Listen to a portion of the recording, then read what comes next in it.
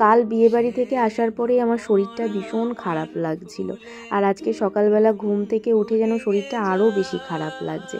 আজকে আমার ভীষণ পিঠে আর কোমরে যন্ত্রণা করছিল, মানে আজকে মনে হচ্ছিল যেন শুয়েই থাকি, কিছু খেতেও ভালো লাগছিল না, কেমন যেন একটা মুডটাই খারাপ লাগছিল।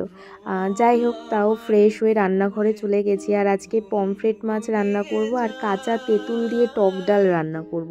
এই কাঁচা তেঁতুল দিয়ে টক ডালটা আমি প্রথমবার রান্না করছি। তো লাঞ্চে আজকে ছিল গরম গরম ভাত, তার সঙ্গে ছিল কাঁচা তেঁতুল দিয়ে টক ডাল, তার সঙ্গে আমি ভেজেছিলাম হচ্ছে বেগুন, আর মা কিছুর একটা বড়া করেছিল। বড়াটা আমি খেয়েছি, একটা বড়া আমি লাঞ্চে খেয়েছিলাম, কিন্তু কিসের সেটা বুঝতে পারিনি। আর আরেকদিকে হচ্ছে পমফ্রেট মাছ সর্ষে দিয়ে।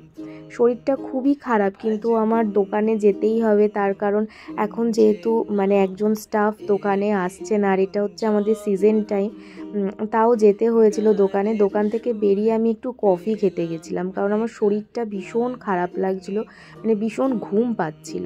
আর আজকে না আমি ভালুর জন্য মাছ নিয়ে যেতে ভুলে গেছিলাম। এবার ভালু হচ্ছে কালাকাত খেতে ভালোবাসে। আমি যখন দোকানে ছিলাম ভালু দুবার এসে ঘুরে গেছে, কিন্তু তখন আমি বেরোতে পারিনি। তারপরে আমি বেরিয়ে ওর জন্য কালাকাত নিয়ে এসেছি, কিন্তু ওর আজকে কালাকাত খাওয়ার একদম মন ছিল না, কারণ এর আগে হচ্ছে আমাদের এক দাদা, সে ওকে কালাকাত খাইয়ে গেছে। এবার কালাকাতটা নষ্ট হবে, কিন্তু সত্যি কথা বলতে আমার একদম মাথায় ছিল না, না হলে আমি ওর জন্য মাছ নিয়ে যেতাম। আর আজকে ও একদমই কালাকাতটা খেলো না, এতটা মিষ্টি আজকে ও নষ্ট করলো।